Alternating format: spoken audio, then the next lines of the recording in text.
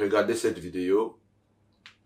En regardant la vidéo, vous allez comprendre que pourquoi peut-être j'ai voulu essayer d'intervenir. C'est triste parce que là, nous parlons de coronavirus, nous parlons de tant de trucs, tant de choses, mais le monde va très mal et surtout l'Afrique, pauvre Afrique. Quelqu'un dira, mais voilà, toi tu es serviteur de Dieu, ça c'est la politique. Il faut laisser la politique aux politiciens. En fait, c'est ça l'erreur que l'Église a fait depuis longtemps. Et je bénis le Seigneur parce que l'Église catholique a compris cela très tôt. Et je bénis le Seigneur pour l'Église catholique. J'en reviendrai dans une émission très précise. Voilà, j'allais seulement me poser la question, est-ce qu'en Afrique nous avons des autorités? Est-ce que nos responsables politiques en Afrique, qui sont des humains, regardez la vidéo. Vous êtes fait passer pour un acheteur. Tout à fait. Je suis allé en fait rencontrer une quinzaine de conserveries chinoises lors d'un très grand salon de l'agroalimentaire.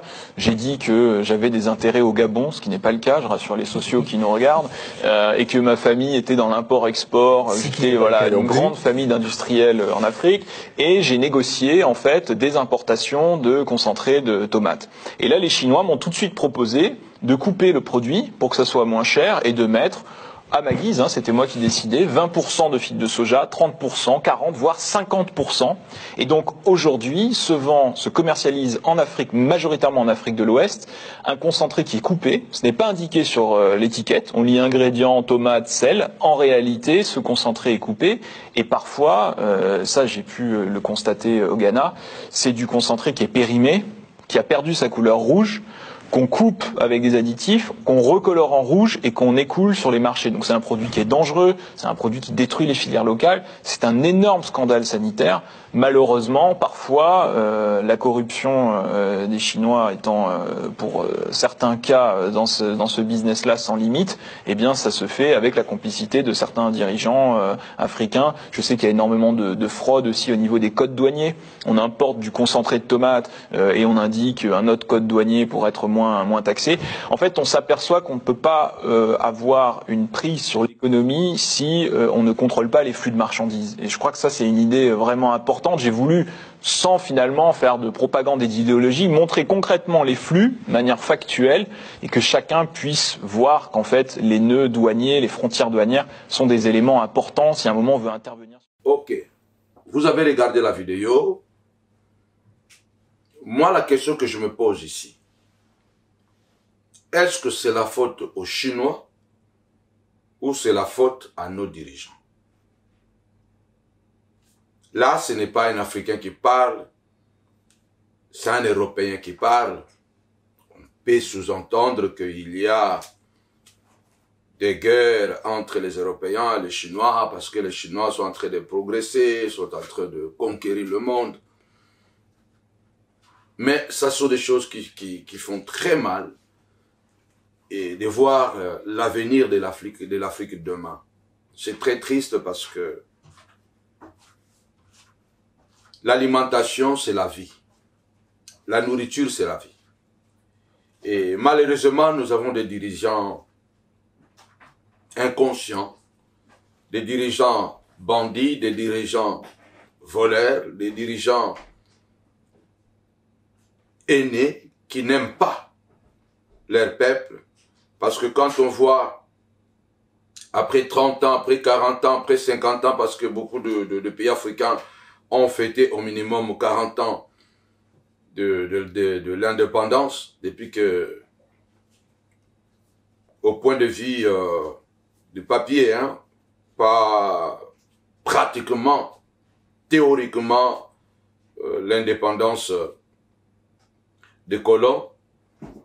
Mais jusqu'à aujourd'hui, si on peut voir des responsables politiques qui sont capables de voler l'argent du contribuable, l'argent du peuple pour s'acheter des yachts, pour se partager entre eux-mêmes, enrichir leurs familles, leurs enfants, leurs neveux, leurs cliques. On voit des généraux qui, malgré la souffrance de peuple, ils ont de milliards, de millions, et ils font des folies quand il y a des mariages de leurs enfants, et pendant que le peuple souffre. Et la plupart de ces hommes politiques, ils ne sont pas sortis de familles d'industriels.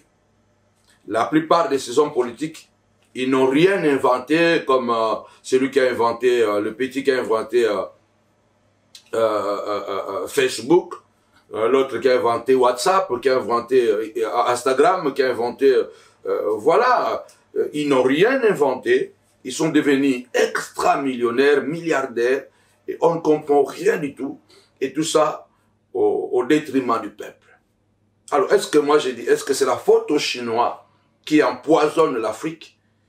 Et les conséquences dans 15 ans encore, 20 ans, ça sera quoi? Si nous mangeons le poison, si nous mangeons quotidiennement le poison, parce que notre continent est corrompu, nos leaders sont corrompus. Moi je crois que quand quelqu'un devient un homme politique, il doit transcender le clivage tribal. Il n'appartient plus à une tribu, il n'appartient plus à une langue, il appartient à la nation. Malheureusement, ces hommes politiques ne comprennent pas que lorsqu'on devient un homme politique, on devient un leader, qu'on a la responsabilité de diriger un peuple, de diriger un pays, on devient la référence, la protection, la source. Mais malheureusement, voilà, si nous mangeons ce que nous mangeons, imaginons-nous là, c'est un blanc, un Européen qui est parti enquêter par le souci du peuple africain. Vous ne verrez jamais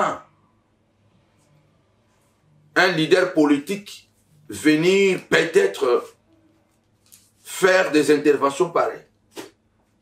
Ça, c'est quelqu'un qui est parti enquêter. Et combien de nos leaders, de nos généraux, de nos ministres sont tellement assoiffés de millions, de milliards pour s'acheter des yachts,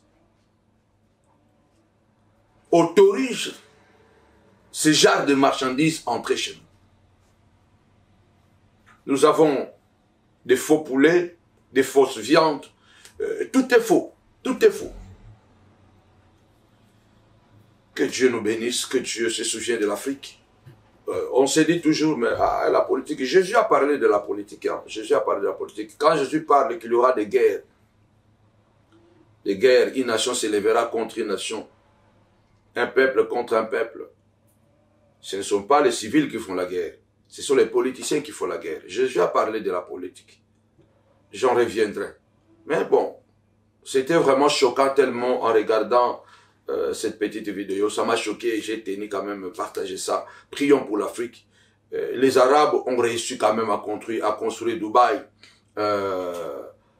Les Émirats arabes. Aujourd'hui, l'Arabie saoudite, n'en parlons pas. Voilà. Les Arabes ont réussi quand même à construire quelque chose. Aujourd'hui, ces pays qui étaient déserts, il y a 30 ans passés, rivalisent avec Singapour, rivalisent avec New York. Mais nous, chez nous, on a encore le problème de l'eau. On a encore le problème de boire de l'eau. Il n'y a pas l'eau potable. Il n'y a pas l'eau potable déjà. Mais nous avons des dirigeants millionnaires. Parce que ils sont inconscients et sont très méchants. Que Dieu bénisse l'Afrique. Et tous ceux qui aiment l'Afrique. Au nom de Jésus.